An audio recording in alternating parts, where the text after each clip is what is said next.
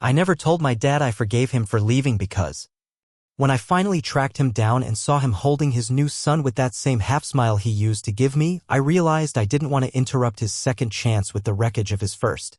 I found one of his old guitar picks under the couch. I wasn't even looking for it. I was cleaning because I'd spilled coffee that morning and it seeped into the carpet, and I told myself for weeks that I'd finally deep clean the apartment. So there I was, lying on the floor, dragging the vacuum nozzle under the couch when something clicked against the plastic. I reached under and pulled out a green guitar pick, worn at the edges, dull where it used to shine. It was his. I knew it instantly. My dad had this weird habit of clenching the pick too hard when he played. It wore them down fast. All his picks had that kind of bent edge, like they'd been chewed. I used to sit on the floor of our living room and watch him play late at night, when he thought I was asleep. He'd close his eyes and strum like the world didn't exist. That pick had probably fallen out of one of the couch cushions 10, maybe 15 years ago. It shouldn't have meant anything, but it did. I just sat there for a long time, the vacuum still humming beside me, holding that little piece of him in my hand. That was the kind of man he was. He left pieces behind. Random, unimportant things. A bent pick, a sock with a hole in it, a coffee mug on the counter from the morning he left and never came back. He didn't even take his guitar. I was 9. Old enough to remember, not old enough to understand. For the first few weeks, I thought he'd come back. That he was just mad or tired or needed space, the way he used to go for long drives and return smelling like cigarettes and coffee. But he didn't come back. My mom didn't say much. He's figuring some things out, she told me once. Her face was calm, but I could tell she wasn't eating. She never said anything bad about him. She never cried in front of me.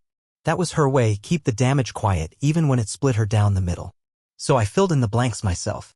I imagined he was living in a small apartment somewhere, playing open mics, writing songs about regret. I made up stories in my head where he missed me, where he wrote letters but didn't know where to send them, where he whispered my name at night and cried. But real life isn't like that. I tried emailing him in high school. My mom still had his old email from some joint insurance paperwork. I sent a message one night when I couldn't sleep. I said something like, "Hi, it's me. I'm 16 now. I'm playing guitar too." I attached a clip of me playing a Nirvana song. He never replied, but I kept trying. Once 2 years later, I got a short reply. "Hey kid, I saw the video. You're good. Hope you're okay." That was it. One sentence. I stared at it until my screen dimmed. In college, I stopped sending messages. I had to. Every unanswered note felt like a knife turning a little deeper. So I buried it. I dated, I played gigs, I worked at a music store. Life moved. But every time someone brought up their dad, a birthday call, a fishing trip, a joke about bad dad jokes, I felt like I was frozen inside some small dark room I couldn't leave. After I graduated, I got this idea. Maybe it was stupid, but it took root and wouldn't leave. I was going to find him. Not for confrontation, not even for closure, just to see. To know where he ended up. To put eyes on the man who vanished from my life like I never existed. I didn't want revenge. I didn't want an apology. I just needed to know he was still real. I started with his name, city directories, old music forums. He used to go by J. Clay when he played, a half-stage name from when he thought he'd make it big. Took months. A couple dead ends. A weird phone call with a guy who thought I was trying to sue him. But eventually I found a website. Clay Guitar Studio Lessons for All Ages, Corvallis, Oregon. It had a picture of him on the front page. He was older. His hair was shorter, gray around the temples. He wore the same type of flannel shirt he always did, and he was holding an acoustic, smiling just a little. That same tired, uneven smile I used to chase. And then the twist, private lessons available. Family-friendly environment. Proud husband and father. I stared at the word father for a long time. I booked a flight that same night. When I landed in Oregon, I didn't even book a hotel. I rented a car and drove straight to the address listed on his site. It was a small house at the end of a quiet street. Bikes in the front yard. A kid's drawing taped to the storm door. My hands were shaking on the wheel. I hadn't eaten all day. And then the front door opened. He walked out carrying a little boy, maybe 4 years old. Brown shaggy hair. Little Converse shoes. And then he did it. My dad looked down at the boy and gave him this half smile, soft and crooked. Like the world was okay just because the kid was there. The exact same smile he used to give me. I sat frozen in the car, staring. I think my chest forgot how to breathe. And I knew.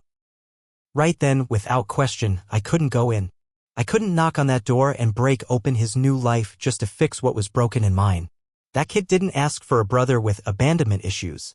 That wife didn't sign up for a visit from a grown-up wound in jeans and a flannel jacket. I didn't belong in that house. Not anymore. So I left. I drove back to the airport. I didn't change my flight. I didn't eat. I threw the guitar pick into a trash can in the bathroom before boarding. Not because I was angry, but because I didn't want to carry it anymore. Sometimes I think about knocking anyway, about what he would have said, if he would have recognized me, if he would have stepped outside, or shut the door quietly behind him. But I didn't knock, and he never came to the window. The plane ride home felt like a dream I was waking up from too slowly. I sat in the middle seat between a guy who slept the whole time and a woman watching a kid's movie with the volume way too high. I stared straight ahead. I didn't even bring headphones.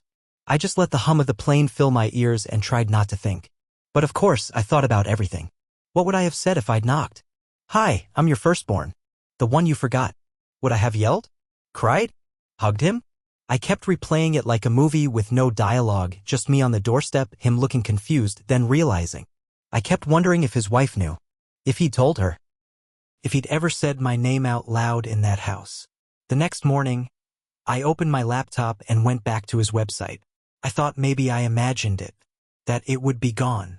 But there it was, that same picture, that same little phrase, proud husband and father. I closed the tab and never opened it again. But it changed something in me, not right away. At first, I went numb. I didn't tell anyone where I'd been. I just said I took a few days off work. My girlfriend, well, ex now, said I seemed distant. She wasn't wrong. I couldn't explain it, though. How do you explain watching your childhood replay on someone else's front porch? Eventually, it came out. Not all of it, but enough. My mom was the one I told first. It was a Sunday. We were at her place, eating leftovers, watching one of those home makeover shows. I hadn't meant to say it, but when she asked why I looked tired, it just slipped out. "I saw Dad," I said. She didn't react right away. She just looked at me. Not surprised, not angry. Just quiet. "Where?" she asked, setting her fork down. "Oregon. I found his address. I didn't tell you because I didn't want to get your hopes up." She nodded slowly. Her face didn't change, but her eyes softened. "Did you talk to him?" I shook my head. He was with his son. A little kid. I didn't want to mess anything up. My mom was quiet for a long time. Then she said, "You never mess anything up just by existing." I almost cried right there, but I didn't. I just looked at the mashed potatoes and felt 5 years old again. I wish I could say telling her helped, that it gave me some kind of peace. But if anything, it made the silence louder. Because now she knew and I knew and still nothing had changed. I kept expecting my dad to reach out. Maybe he'd heard something. Maybe he'd seen someone watching from the car that day. Or maybe he just knew. But weeks passed. Then months. He never called. The hardest part isn't that he left. It's that he's still choosing not to come back. Even after knowing I came all that way. Even after seeing my face, maybe, and turning away. That's the real break. Not the moment he left, but the moment he stayed gone. And now, sometimes when I see a dad holding his kid in the park, or a guy teaching his son how to ride a bike, it's not jealousy I feel. It's this cold, hollow pity. Not for the kid. For me. Because I realize, again and again, that the man I missed all these years wasn't real. He was a story I told myself. A song with no chorus. A name I kept saying in the dark hoping it would answer back. And it never did. It wasn't the last time I saw him. About a year later, I ended up back in Oregon for work. Just 2 days, a conference I didn't care about, a presentation I barely gave. I almost said no to the trip.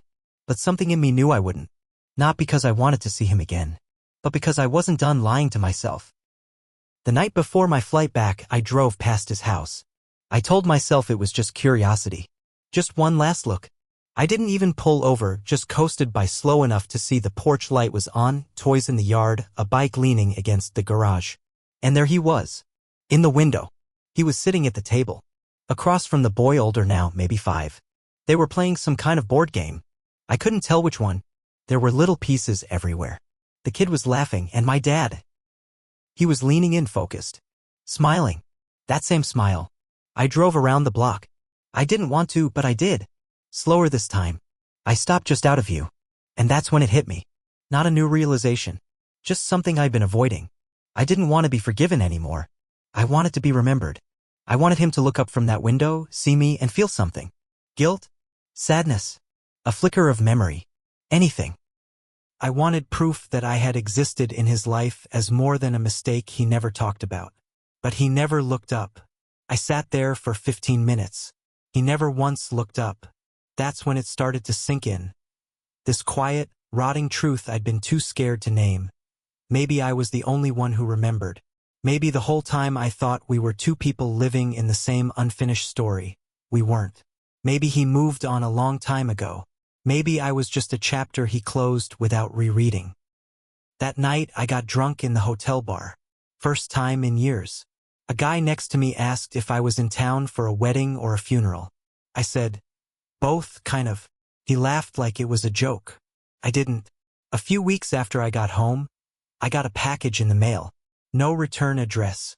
Just my name, handwritten on a plain manila envelope.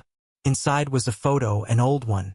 Me, age 5, sitting on my dad's lap, holding his guitar the wrong way, grinning like an idiot. I hadn't seen that photo in years. I didn't even know one still existed. And underneath it, a note. Just one line, written in familiar, shaky handwriting. You still looked at me like I could do no wrong. That was it. No signature. No explanation. Not even a date. I stared at that note until the edges curled from my hands, sweating. I kept reading it over and over, like maybe the more times I read it, the more it would tell me. Like maybe if I stared long enough, I'd understand why he sent it or what he wanted me to feel. But all I felt was that same old question rising up again, the one that never left. Why wasn't I enough to make him stay? I didn't tell anyone about the envelope. Not my mom, not my friends. I put the photo in a drawer and left it there. But the note, I kept that. Not because it made me feel better. Not because it was an apology. But because it proved something I didn't even realize I needed proved. He remembered me. Not as a mistake. Not as a burden. As a boy who loved him without asking why. And somehow that made it worse. Because if he remembered that, then he left anyway. I still have the note. It's folded up in my wallet, behind an old receipt and a library card I haven't used in years. Some days I forget it's there. Other days I reach for it like a habit. Not to read it, just to touch it, like proof that none of this was made up. I tell people I've made peace with the past. That I've moved on. That some things don't need fixing. And I almost believe it until I catch myself wondering what his new kid will say about him someday. If he'll ever find himself staring at a window waiting for a father who's right there but already gone. And the worst part is, I still don't know if I'd tell him not to wait.